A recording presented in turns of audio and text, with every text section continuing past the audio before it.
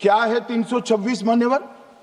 इन्होंने मतदाता की पात्रता, योग्यता और मतदाता होने की शर्तें आर्टिकल 326 में तय की है। और वो शर्तें क्या है? सबसे पहली शर्त है कि मतदाता भारत का नागरिक होना चाहिए, विदेशी नहीं होना चाहिए। ये सबसे पहली शर्त है। और ये कह रहे हैं कि चुनाव आयोग क्यों ये कर रहा है? भाई इसका दायित्व है इसलिए कर रहे हैं। दूसरी है 18 साल से ज्यादा आयु का व्यक्ति मतदाता बन सकता है। तीसरा, वैधता का निर्धारण मानसिक असमर्थता, अपराध और भ्रष्टाचार में संलिप्तता के लिए जो कानून ने समय समय पर तय किया है इसके पर।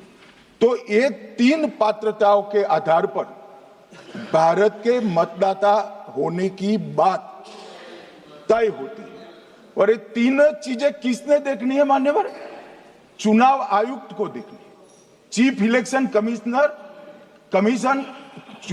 इलेक्शन कमीशन मतलब चीफ इलेक्शन कमिश्नर और कमिश्नर्स ने देखनी है। और 327 में मतदाता सूची, सीमांकन, चुनाव संचालन और उसके लिए कानून बनाने की सिफारिश संसद को करने की सत्ता चुनाव आयोग को दी है। कल हमारे सदस्य मनीष तिवारी कहते थे गहन पुनर्निरीक्षण का इनको अधिकार ही नहीं है। आर्टिकल 327 पूर्ण अधिकार देता है कि मतदाता सूची इस व्याख्या के आधार पर बनाने का अधिकार चुनाव आयोग को है। मान्यवर, अब एसआईआर पर ही सवाल उठा दिए। मान्यवर, इन्होंने कहा कि एसआईआर आज क्यों हो रहा है। मैं इनको थोड़ा इतिहास बता, और मान्यवर एक नई फैशन हो गई है, इतिहास बताते हैं तो नाराज हो जाते हैं कि आप इतिहास मत बताइए। अरे भला कोई भी प्रक्रिया, कोई भी देश, कोई भी समाज इतिहास को छोड़कर कैसे आगे बढ़ सकता है? इतिहास कोई भी समाज का महत्वपूर्ण अंग है।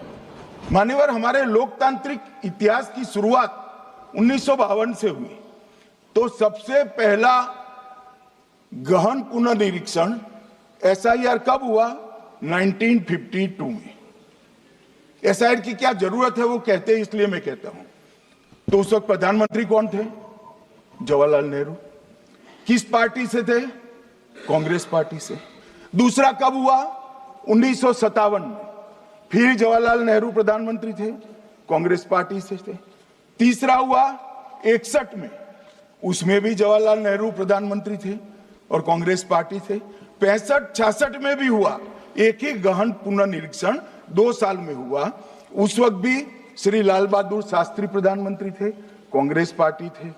83-84 में हुआ, इंदिरा जी थी। 87-89 में हुआ, राजीव गांधी थे। 92-93-95 में हुआ, नरसिम्हा राव थे। 2002 और 3 में हुआ, तब श्री अटल बिहारी वाजपेयी थे। मान्यवर, 2004 में गहन पुनर्निरीक्षण समाप्त हुआ, तब डॉक्टर मनमोहन सिंह जी प्रधानमंत्री थे। तो 2, 3, 4 का एक गहन पुनर्निरीक्षण हुआ, एसआईआर हुआ। उसमें 2 साल एनडीए के प्रधानमंत्री थे, भाजपा के थे, और 1 साल डॉक्टर मनमोहन सिंह। 2004 के बाद सीधा 2025 में गहन पुनर्निरीक्षण हो रहा है। और इस वक्त हम हैं। एक पूरा गहन पुनर्निरीक्षण एसआईआर की प्रक्रिया का आज तक 2004 तक किसी भी दल ने विरोध नहीं किया है मान्यवर, क्योंकि ये चुनाव को पवित्र रखने की प्रक्रिया है। चुनाव के उद्देश्यों को, लोकतंत्र को स्वस्थ रखने की प्रक्रिया है। अगर लोकतंत्र में चुनाव जिसके आधार पर होते हैं वो मतदाता सूची ही प्रदूषित है, तो चुनाव कैसे साफ और सुथरे हो सकते हैं? समय समय पर मतदाता सूची का गहन पुनर्निरीक्षण जरूरी है, इसलिए चुनाव आयोग ने फैसला किया कि 2025 में इसको किया जाएगा।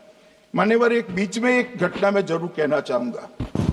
2010 में एक चुनाव आयुक्त महोदय ने निर्णय किया कि रिटर्निंग ऑफिसर को मतदाता सूची में से नाम काटने का अधिकार नहीं है, और उसके बाद से किसी की मृत्यु हुई तो भी नाम नहीं कटते थे, कोई एक क्षेत्र से दूसरे क्षेत्र में गया तो भी नाम नहीं कटते थे, एक व्यक्ति का ट्रांसफर हो गया तो कोयम्बटूर से वो शिमले चला गया, भारत सरकार का कर्मचारी है तो उसका नाम कोयम्बटूर में भी रहता था, शिमला में रहता था, क्योंकि 2010 में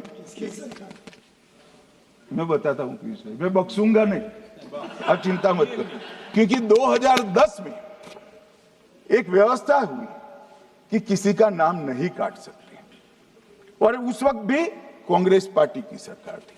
तो एक गहन पुनर्निरीक्षण क्या है? मानिए, एक गहन पुनर्निरीक्षण है कि जिनकी मृत्यु हो गई उनके नाम कट जाए, जो 18 साल से बड़े हो गए उनके नाम जोड़ जाए, जो किसी भी प्रकार से 2 जगह मतदाता है उनके नाम कट जाए, और जो विदेशी नागरिक है उनको चुन चुन कर डिलीट किया जाए। ये गहन पुनर्निरीक्षण